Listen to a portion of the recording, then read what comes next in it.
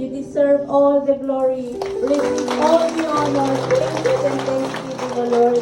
Maraming salamat po, Panginoon, na inyo pong pinagtagumpay muli ang unang panambahang ito, Lord God. Maraming salamat, O Lord, sa mga turuan na aming napakinggan sa oras na ito, Lord. Kung paano po, O Lord God, na tinuruan mo po kami, kung paano po namin pangalagaan, mahalin ang aming kapwa. At kami po, Lord, ay maglilingkod sa inyo. Hallelujah, ayon po sa inyo pong nais. Maraming salamat po, Panginoon, sa buhay po ng inyong pong lingkod, O Lord God, sa buhay po ni Sister Evelyn Robles, na inyo pong ginamit, Panginoon, na daluyan po na inyo pong pagpapala sa umagang ito, Lord God. Ang dalangin po namin, Panginoon, ay patuloy na samahan mo po siya, O God. I-strengthen mo po siya, O Lord, na anuman ang kalakasan na nawala sa kanya, O Lord God, ay ikaw lamang po ang siyang magbabalik, Panginoon. Pagpalain mo, Lord, ang lahat ng area ng kanyang buhay. Higit sa lahat, O Lord, ang ministry na pinagkatiwala mo po sa kanya, ang Friday, O Lord God. Hallelujah.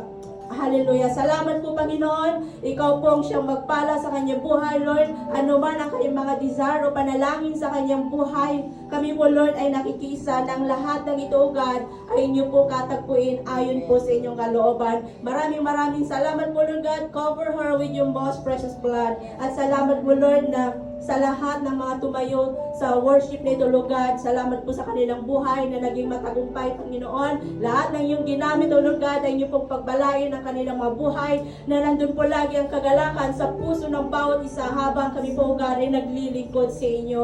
Lord, maraming salamat po sa inyo pong pagmamahal, sa inyo pong kabutihan, katapatan sa buhay po ng bawat isa, O God. At salamat din po, Lord, sa buhay ng mga kababayan po namin na ngayon sa kauna-unahang pagkakataon na dinala mo po sa bulwagang ito, Lord. Ang dalangin po namin sa kanila, Panginoon, ay patuloy na, Lord, na tumimo sa kanilang puso ang kanilang narinig na inyong pong mensahe na nandun, Lord God, na naramdaman nila ang inyong pong pagmamahal sa kanila. At dalangin po namin, Panginoon, ay makasama namin this coming Sunday, Lord God, sa pagpupuri sa inyo sa Espiritu at katotohanan. Maraming salamat po, Lord God, sa lahat ng mga anak mo na inuna ang iyong kaharian sa oras nito, Lord. Alam mo, Panginoon, kung anong kanilang mga pangangailangan, ano ang kanilang mga panalangin, Lord God, na nandun po, Lord, ang kanilang pananampalataya na inuna kanila, Panginoon, ay inyong pong tinatagpo na, Lord God, ang lahat ng kanilang mga panalangin, Lord God. Maraming salamat po, Lord, na dala-dala ng bawat isa sa amin ang pag-asa, Panginoon. Hallelujah. At nandun po, Lord, ang pananampalataya po namin.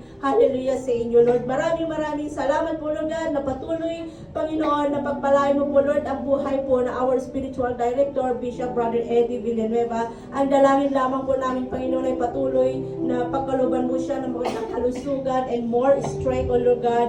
Hayaan niyo, Panginoon, na anuman ang inyong pong plano pa sa kanyang buhay, Lord God, ay ganapin mo po, God. Ingatan niyo po ang buong Villanueva family, O Lord God. At sa nalalapit po, Panginoon, na 40th anniversary ng Hong Kong, O Lord God, this coming November 16, ang dalangin po namin, Panginoon, ay muli mo pong pagtatagumpayin ito, Lord God, na marami po mga kababayan po namin, O God, ang madadala namin sa araw nito, Lord. Hallelujah, na nandun po, Panginoon, na may taas muli ang inyong kadakilaan, ang inyong katapatan sa inyong ministeryong ito, Lord God. Ang 40 years na katapatan mo, Panginoon, sa Jesus Lord Church, Hong Kong, O Lord God. Maraming salamat po, Lord, na inyo pong i-provide ang lahat ng mga pangangailangan, Panginoon. And we pray for the favor, Lord God, for the Asia World Expo, Panginoon. Maraming salamat, O Lord God, as we depart from this place, O Lord God. May the love of the Lord Jesus Christ and the grace of God and the fellowship of the Holy Spirit be with us now and forever. In Jesus' name, amen. God bless you.